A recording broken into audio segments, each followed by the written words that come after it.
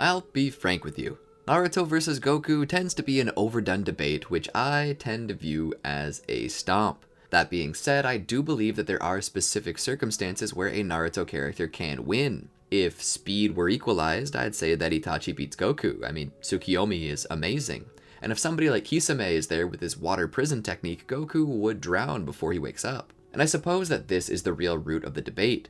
While Naruto can generally not go up against Goku head-on, there are specific ways and techniques he can use to bring Goku down in another style. Think about when Krillin was fighting Super Saiyan Blue Goku. While Goku was suppressed, he was still using Super Saiyan Blue, which by definition must at least match Super Saiyan God in strength due to possessing God Ki. Krillin managed to survive by outsmarting Goku, though Goku eventually got serious and Android 18 needed to step in the way. We also get another example of brains over brawn by looking at Bio Broly, in which Goten and Trunks, without fusion, defeated the clone of Broly by probing for weaknesses and pouncing on them. It's these types of strategies that allow Goku to be defeated by Naruto characters in certain types of battles. Some hacks abilities that surpass physical limitations could defeat Goku. It's also why I'm of the frame of mind to believe that various stands from JoJo's Bizarre Adventure could beat him, chief among these being the World Over Heaven and Gold Experience Requiem, obviously. I also believe that Tusk Act 4, Soft and Wet, and perhaps Wonder of You could defeat Goku, given that Wonder of You is the pure embodiment of calamity itself. Soft and Wet is shown to be able to affect such concepts, which is how it beat Wonder of You, and Tusk Act 4 just possesses generally infinite power in every punch due to spin. But alas, I'm getting off track. This is supposed to be about Naruto, so for the sake of argument, let's see what would happen if we drop Naruto into the Dragon Ball universe at around the same time as the start of Z. Welcome to the Amagi. Before we begin, we publish a new video every day, so be sure to subscribe to our channel and ring the bell to get notified about our latest videos. The Amagi's reach stretches beyond just this channel, so if you're a fan of us, please consider subscribing to our other channels and following us on all of our social media. Help us reach our goal of passing 100,000 followers on all of our accounts by the end of the year. Alright, I'm going to lay out some rules I hope to follow during this what if to keep it fair. First off, I'm using a composite Naruto. This means that the Naruto I'm using will not be limited to canon or non-canon abilities. I think this gives him the best shot. I'm also planning to use Naruto from the next generation area because our boy needs all the help he can get. This means he will automatically have access to 6-path Sage Mode, Kurama Chakra Mode, and various other abilities to get him up to casual lunar level, which is around the area where Dragon Ball Z starts. Remember, back in OG Dragon Ball, Roshi blew up the moon, and after that Piccolo does the same. This should put Naruto in around early Z level. I'll also remove the restrictions on Baryon mode, which means I won't force the cost of death on Naruto or Kurama, and merely have the ability to lower their stamina and chakra reserves. I think this is fair, don't you? I will also have Naruto replace Goku in the story to see where it goes. And that might definitely have some repercussions for the future Trunks era. Alright. Let's get started. The story starts on Mount Paozu, which of course it must. I'm basing Naruto and Hinata's home around here. Naruto and Hinata live here peacefully all by themselves. They've even been blessed with a bouncing baby boy that they've named Boruto. Currently, Boruto is nowhere to be found. He's off somewhere, lost. Instead of just calling out his name or randomly searching, Naruto would sit down and enter Sage Mode, which heightens his extrasensory perception. Through use of Sage Mode, Naruto would sense Boruto at a distance. They would search him out and find him before anything bad happens. It's then that Hinata would state that their son needs to be taken to Kame House to be introduced to Roshi, Naruto's old mentor. While Naruto had never been compatible with the old hermit's Kamehameha style, he did manage to use the old man's teachings to further develop his own techniques, one that became known as the Rasengan. Also, for reference, I don't want to skimp out on Boruto here either, so the boy will retain the Karma Seal as well as the unpredictability of that, but Momoshiki won't be able to take over his body. He'll also retain the Jogan, although its abilities will remain what we've seen so far from the filler anime. Returning to the story, Naruto would take them to Kame House to introduce Boruto to Roshi, Krillin, and Bulma. They think he's adorable, and Bulma states that she always knew that Naruto would make a good father, especially with how well he can connect with others. Naruto is, of course, flattered by this, which is expressed by his nervous scratch on the back of the head, his flushed cheeks, and his simple muttering of the word, well. It's not long until they sense a strong being. This being would show up searching for the person he knows as Kakarot. Instead, he finds Naruto, which confuses him. He begins to assume that Kakarot has either gone to another planet or perished during his time here, insinuating that he was weak. Panicking, Raditz would try to find a good replacement for him. He uses his scouter to measure up Naruto, and he begins to believe that Naruto would make a good replacement. After all, they just need someone to help them take their target planet. Nothing says it has to be Kakarot. So Raditz would attempt to coerce Naruto into joining him, but when he refuses, he takes Boruto hostage. He would tell Naruto to bring him 100 dead bodies by the end of the day to prove that he can do what it takes to save his son. And then Raditz flies off. It's then that Piccolo shows up. Piccolo would strike a deal with Naruto to go and defeat Raditz and save Boruto. Naruto would go with Piccolo to where Raditz's attack ball had landed and demand his son back, but Raditz wouldn't really care to do anything. He would threaten to kill him instead, and a battle would ensue. Given that Boruto's life is in danger, and specifically because we're not using Goku, I feel that Naruto would go full power from the start. He would go out with 6-path Sage Mode. Piccolo would be astounded by the sheer power of Naruto, and even Raditz's scouter would beep as he sees Naruto's true power. Raditz is ragdolled because when it comes to sheer power and strength, Naruto is easily above Raditz right now. Raditz would be killed, but not before giving a message to everyone about the Saiyans who would be coming later. Now, the thing about this is, Naruto doesn't die here, meaning that they likely wouldn't even mention the Dragon Balls, and if they don't mention the Dragon Balls, Nappa and Vegeta wouldn't have any reason to come to Earth, and truthfully, this changes a lot of stuff as the entirety of the Saiyan saga, as well as the Namek saga, wouldn't happen. Frieza becomes immortal, etc, etc. But for the sake of our story, we'll say that eventually they do come. Since Naruto is alive, he's had time to train Boruto personally, meaning that Boruto wouldn't train with Piccolo for a year. No bond is formed there, and there may be repercussions. After a year straight of training and teaching Boruto as best he can, the two would head out to face Nappa and Vegeta. Well, Nappa would be small potatoes for Naruto, meaning he doesn't kill anyone. He doesn't have the chance to. Then comes Vegeta, who would be overwhelmed by the sheer force of Naruto and would be beaten. He would attempt to use his Great Ape transformation, but Naruto can use his Kurama-tailed beast mode much like he did when fighting the Ten Tails, and still Vegeta is defeated. Now, there is an issue with this, given that nobody dies, because Naruto managed to match and beat even Vegeta, and they don't even go to Namek. And truth be told, if they don't, Frieza would likely never even care about Earth, given that Bardock himself says that it was nearly a worthless planet, which is the reason why he sent Goku there. So Frieza ends up immortal, but this doesn't really matter because he likely would never come to Earth in the first place. This is bad for everywhere else though. Anyway, skipping directly to the Android saga, we would have a time machine appear, and out of it would come a future version of Boruto, who would mention that there are androids that are wrecking the future, and that he needs to find a way to defeat them. Naruto would attempt to help him in any way that he can. That being said, future Boruto states that new androids will appear in 4 years, and so they all begin to train. They train for these 4 years, and Boruto slowly grows stronger alongside his father, who teaches him everything he knows. When those 4 years pass, Naruto and the others would begin to face off against androids 19 and 20. These androids are strong, however, and they possess the ability to absorb energy attacks. But the funny thing is, when using his Karma Seal, Boruto can too. Here we reach our first roadblock. Naruto's strength isn't all that great. I mean, surely he can get stronger in 4 years, but Naruto is starting to fall out of his prime, so one can't expect him to grow too strong too fast.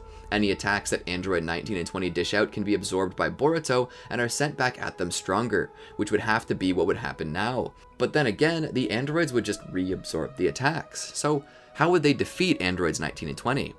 Well, I do have an idea. It wouldn't work with 19 due to him being a full machine type, but it would work against Android 20 due to him possessing some biological parts. So say that Android 20 decides to start absorbing Naruto's energy.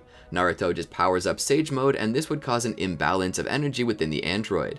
And by imbalance, I mean the android doesn't possess chakra, and even if we equalized chakra and ki and made them interchangeable, it's a well-known fact that androids don't possess ki either, which is why they can't be sensed. This means that any sage energy that Dr. Gero takes in would probably begin to turn the only biological part of his body into stone, and that being his brain. This would effectively kill Android 20. But what to do about Android 19? Well, maybe we say that Android 19 decides to wake up Android 17 and 18. While this is slightly cheating, given that I know that they can't beat Android 19, it does make things a bit harder because they need to deal with Android 16, 17, and 18 who are stronger than Android 19 and 20 and also can't be beaten in the fluke way that Dr. Gero was beaten. The issue now is that if I have them single-mindedly attempt to kill Naruto as they would Goku, then Naruto has no real way of dealing with the 3 star-level androids at his current level. So what could Naruto do to survive this? Well, it's known that Android 17 was the one who enjoyed the chase and loved playing this as a game. then we can maybe bank on 17 convincing them to give Naruto a head start. And besides, the only one here who definitely feels the need to kill him would just be 16. Android 17 and 18 don't care about their programming, and they're legit just doing this for funsies. Android 16 is the only one doing this for the sake of programming, so we'll say that after a short battle, Naruto and the others retreat. This is about the time that another time machine is found, and the person crawling around nearby? Cell. He starts in his larval form, with which Bulma and Boruto notice him. Now, something to say about Cell right now is that he would be far weaker than his original self, specifically because Frieza, King Cold, and the Frieza Force never came to Earth. They also probably do not possess Saiyan cells, meaning that Cell is likely far weaker than before, only possessing Namekian cells and Earthling cells. That being said, he also has the ability to use all of Naruto's techniques, including Six Paths Sage Mode, due to possessing some of the genetic material as well as the chakra that Naruto uses.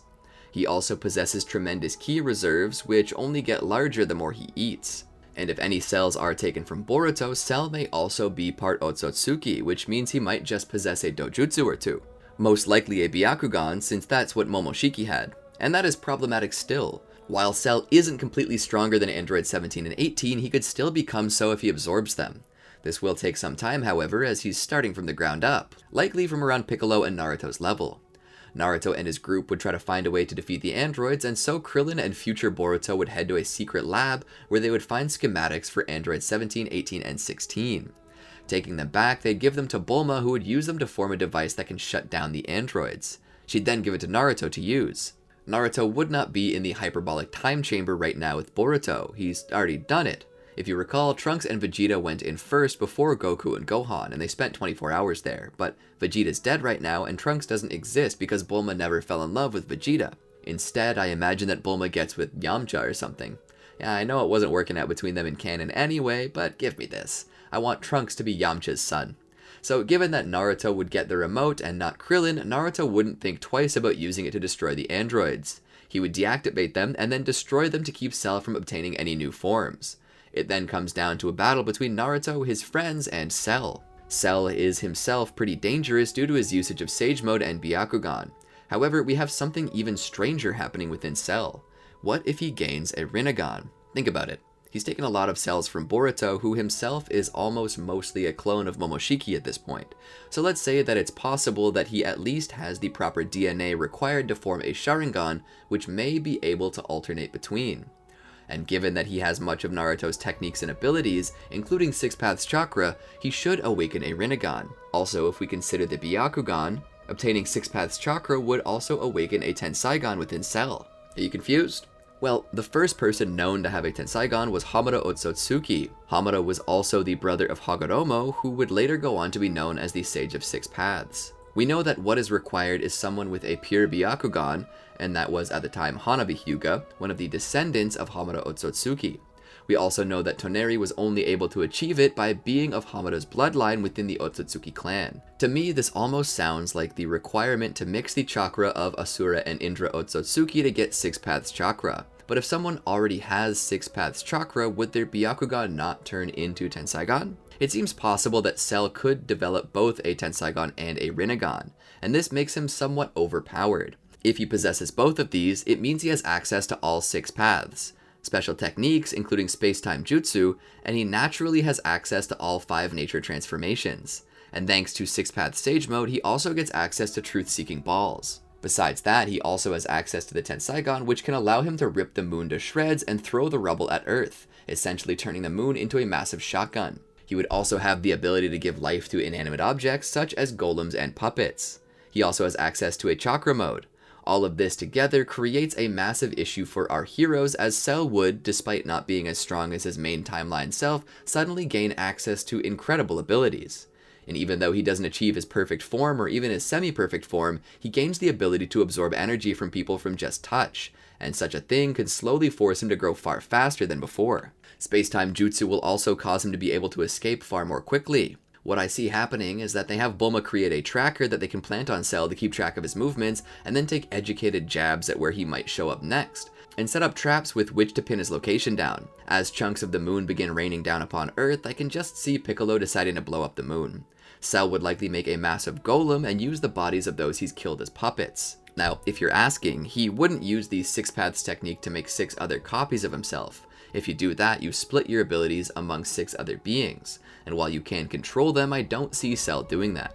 He already has people to help him fight, and merely splitting his conglomerate power away from himself would be a bad idea. Naruto and his group would likely face off against Cell, where he would recount how he got to the past. This would upset Boruto the longer he listened to him. Then, suddenly, another voice would appear from within his head. Kill him. He isn't a real Otsutsuki. Suddenly, the mark that was on Boruto's hand would spread up his body as his strength would increase, but so would his brutality. Boruto would rush in to fight against Cell. Cell can see every attack coming, but Boruto himself possesses a Byakugan and thus can see everything himself, including Cell's pressure points, which Boruto would try to use to attack him. Cell would respond with the Diva Path by pushing Boruto away, but Boruto manages to hold out. Cell would fire a Big Ball Rasengan at Boruto, but Boruto absorbs it and uses it to power up. He rushes forward and uses taijutsu to subdue Cell, and would eliminate him entirely using an even stronger variant of the Big Ball Rasengan, and with that, the Cell saga comes to an end. Future Boruto would return to the future, where he would use the remote control to deactivate his own androids and destroy him. And when his own version of Cell shows up to kill him, he's ready, because Cell hasn't yet grown all that strong. We then get 7 years of rest, in which Yamcha and Bulma have a child named, Frank. And Naruto and Hinata have another as well, named Himawari. Honestly, I'd love for these two to fuse, but I highly doubt that this could happen, because Goku only learned how to do so by being dead, which Naruto hasn't done yet. We then move on to the Buu saga. I don't really see Naruto going to a fighting tournament, and due to the lack of real power, it takes a lot longer for Majin Buu to wake up. During this time, Naruto would meet the Supreme Kai, who is sure that his only chance to beat Majin Buu is to stop him before he wakes up, and all that being said, they totally fail to do so, and Majin Buu wakes up, kills Dabura, and proceeds to wreck the earth alongside Babidi. Of course, Buu eventually betrays Babidi and kills him as well. Buu attempts to live his best life after this, but then spawns John Wick Buu after someone shoots his dog. That new evil Buu then reabsorbs innocent Buu, causing the creation of Super Buu, who proceeds to wreck the earth still. Naruto would attempt to face off against this new version of Buu, but is totally outclassed. He even attempts to use Baryon mode to face off against him, but this also fails and Naruto's nearly killed. He's rescued by the Supreme Kai, who would take him back to the world of the Kai, where they would try to get him to pull a sword from a stone. Naruto would go into Baryon mode to do so, and would just manage to pull it out. Now remember, I'm assuming Naruto is still growing, and that he would have grown far stronger over 7 years. So hopefully, by this time, he's at least Super Saiyan Gohan level. For a while, he attempts to swing the sword, but this thing is heavy, and what is worse, during his training, he accidentally breaks the sword in two. Everyone despairs, but to their surprise, an ancient Kai appears near them and offers to unleash Naruto's full potential.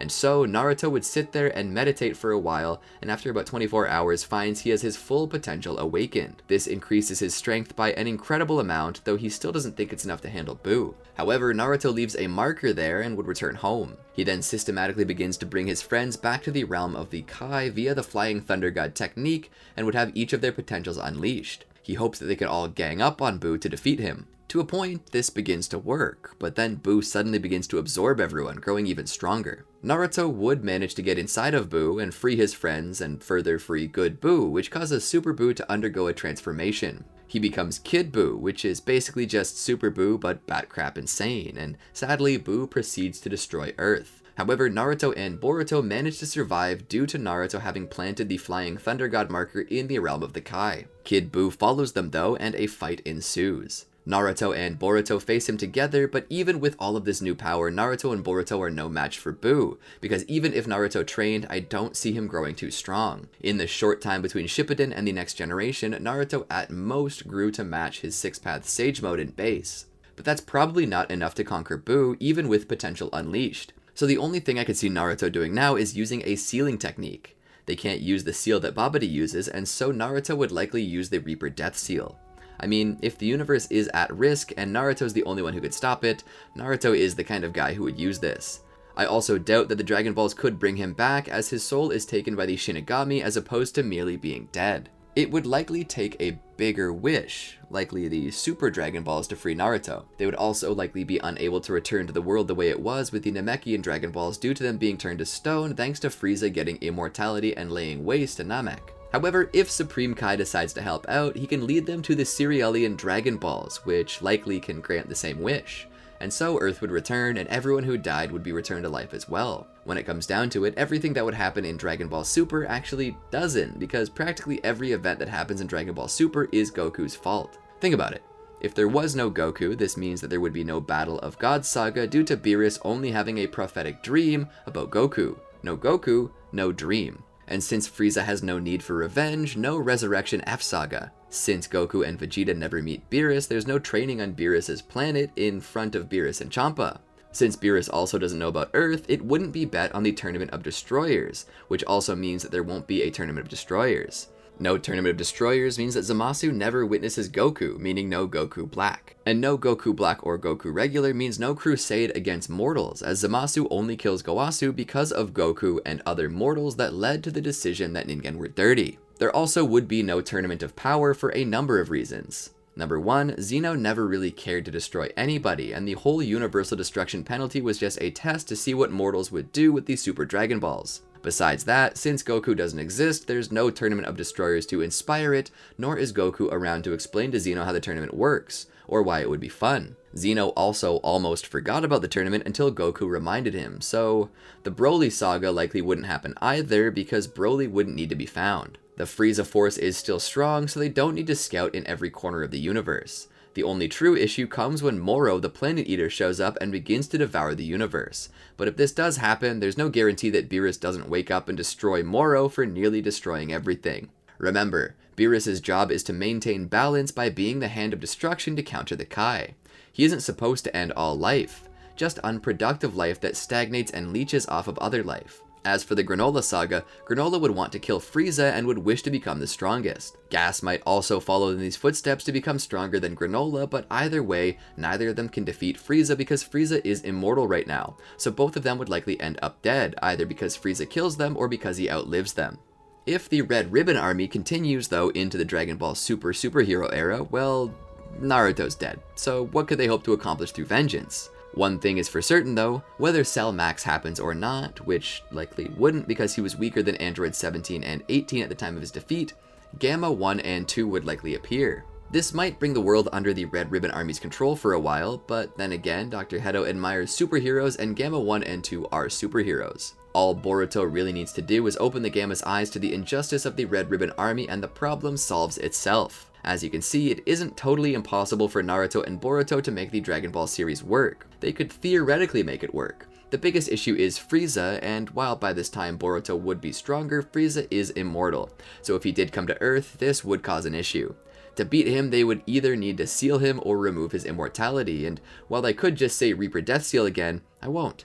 They could easily just use Dragon Balls to remove the wish. The Dragon Balls on Earth won't work though, because by this time, Kami is either dead or fused with Piccolo, and since Dende and all Namekians are dead, this means the regular Dragon Balls are gone. But if we bring GT into this, there are the Black Star Dragon Balls as well as the Cerealian Dragon Balls. So just say they use one of these to remove Frieza's immortality and defeat him.